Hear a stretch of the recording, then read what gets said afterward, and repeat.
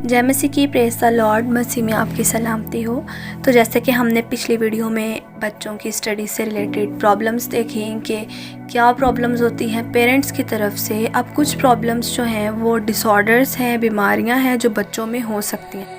Disorders तो बहुत से हैं जो साइकोलॉजिकल हैं, लेकिन मैं कुछ ख़ास पे बात करूँगी, ठीक है, जो बहुत ज़्यादा आजकल देखने में मिल रहे हैं, ठीक है। तो इसमें स्पेसिफिक लर्निंग डिसेबिलिटीज़ हैं, जिसके अंदर सबसे पहले आता है डिसलेक्सिया। इसके अंदर क्या होता है, बच्चों को पढ़ने में प्रॉब्लम हो रही होती है, ठीक है, रीडिंग प्रॉब्लम होती है बच्चों में बहुत ज़्यादा। बच्चों से सीक्वेंस नहीं बन पा रहा होता, लाइन जो वो पढ़ रहे होते हैं, ठीक है, ऊपर वही लफ्ज़ और पढ़ेंगे और नीचे दोबारा जब वो वर्ड आएगा तो उसको कुछ और पढ़ेंगे, खुद से गेस करेंगे। जैसे मेरी छोटी बहन है तो उसमें ये प्रॉब्लम थी, जब वो स्टार्टिंग में पढ़ना शुरू हुई तो उसको उर्दू की बिल्कुल समझ नहीं आती थी, तो वो बिल्कुल बुक पे उसका ध्यान ही नहीं होता था कि किसी और तरफ भी देख के वो पूरे चैप्टर की रीडिंग कर लेती थी। क्या था कि उसने ज़ुबानी सारा याद किया होता था।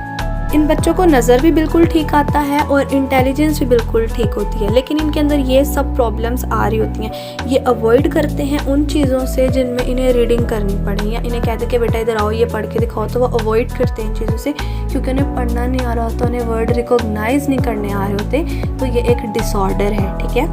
अब नेक्स्ट जो है वो है डिस्ग्राफिया। इसके अंदर क्या है, ये राइटिंग डिसेबिलिटीज़ होती हैं, मतलब लिखने से मुतल्लिक इन्हें प्रॉब्लम्स होती हैं, ठीक है।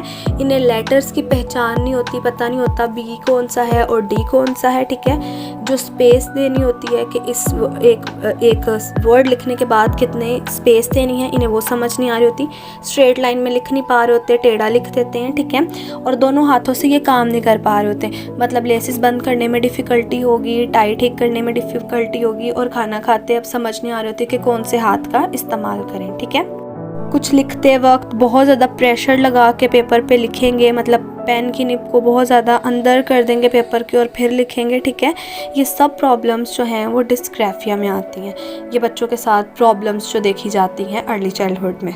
अब नेक्स्ट डिसऑर्डर है डिसकैल्कुलिया। इसके अंदर ये है मैथ्स का प्रॉब्लम, जो बच्चों को होता है कि मुझसे मैथ्स नहीं पढ़ी जाती, मुझे समझ ही नहीं आती, ठीक है। पहले तो मैंने एक प्रॉब्लम बताई कि टीचर जो है कभी कभार अच्छी नहीं मिलती बच्चों को, तो फिर वो पूरी लाइफ ही मुतासिर होती है, फिर सारी ज़िंदगी ही मैथ्स से जो है दुश्मनी रहती है बच्चों की, या जो भी सब्जेक्ट हो जिसकी टीचर उस तरह की हो, ठीक है।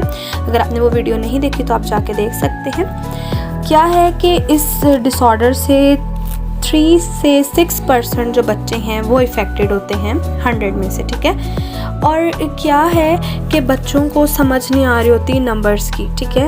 उन्हें 6 और 9 का डिफरेंस नहीं पता चल रहा होता, ठीक है। सिंबल्स की पहचान नहीं हो रही कि मल्टीप्लाई का कौन सा है, प्लस का कौन सा है, डिवाइड का कौन सा है, या माइनस का कौन सा, ठीक है। राइट लेफ़्ट का नहीं पता चल रहा होता। ये नहीं समझ आ रही होती कि छोटा नंबर कौन सा है, बड़ा नंबर कौन सा है, पैसे गिनते मसला हो रहा होता। अब सबसे ख़ास disorder autism spectrum disorder, ASD से कहा जाता है। ये बच्चों में बहुत ज़्यादा आजकल देखने को मिल रहा है। 88% में से मतलब 88 बच्चों में से हर एक बच्चे को ये प्रॉब्लम है, ठीक है।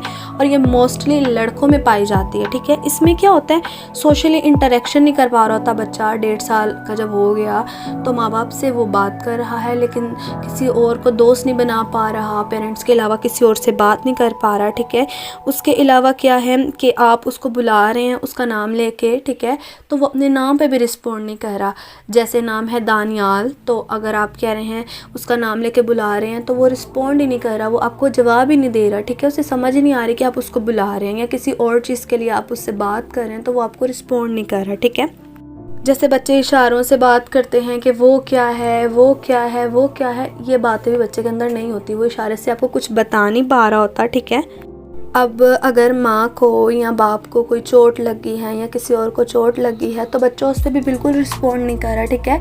मोस्टली बच्चे होते हैं ना कि अगर किसी को चोट लग जाए तो आके कहते हैं कि मामा क्या हुआ, बाबा क्या हुआ। तो अगर तो बच्चा रिस्पॉन्ड नहीं कर रहा, वो नॉर्मल है बिल्कुल, इसी तरह से आंखें ब्लिंक करके आपको देखता जा रहा है या आपकी तरफ तवज्जो ही नहीं दे रहा, ठीक है, तो ये भी इस डिसऑर्डर का एक सिम्टम है।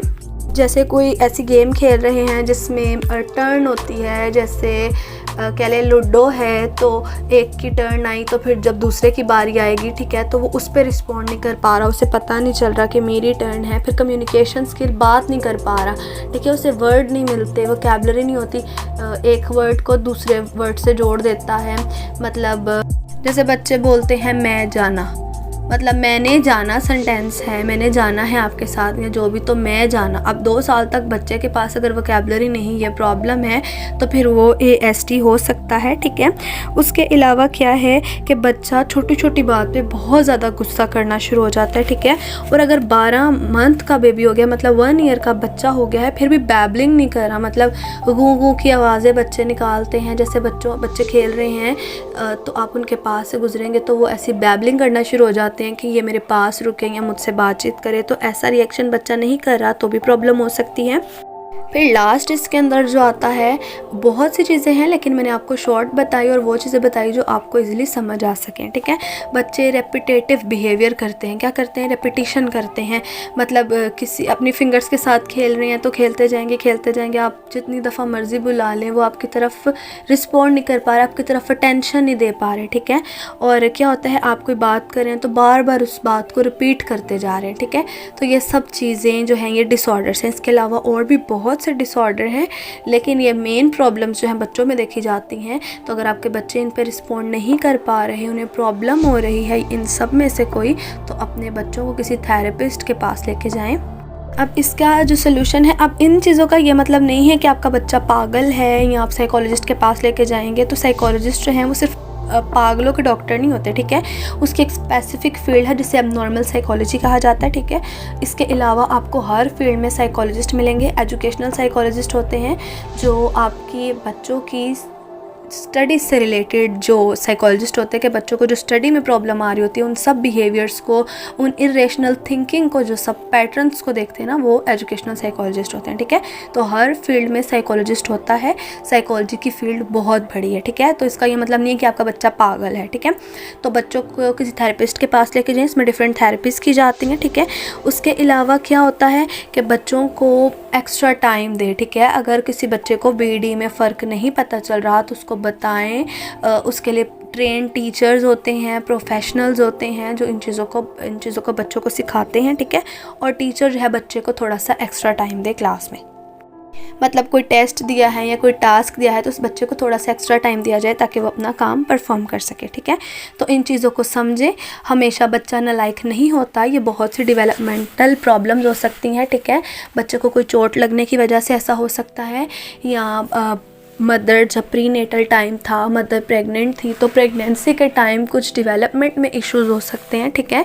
जेनेटिक्स में हो सकता है कि अगर पहले किसी को लर्निंग डिसेबिलिटीज़ थी, लर्निंग डिसऑर्डर्स थे, तो फिर बच्चे में भी चीज़ें आ सकती हैं, ठीक है। तो अपने बच्चों का साथ दें और अगर ऐसे कुछ इश्यूज़ आते हैं तो उन्हें थेरेपिस्ट से, साइकोलॉजिस्ट से जो है उनके पास जाएं, उनसे रब्ता करें, उनसे कांटेक्ट करें और बच्चों की इन प्रॉब्लम्स को सॉल्व करें, बजाय इसके कि आप बच्चे को नालायक कहें या ये हो तुम वो हो, ठीक है। इन चीज़ों से निकल आएँ और कोऑपरेट करें। Thank you so much and God bless you all.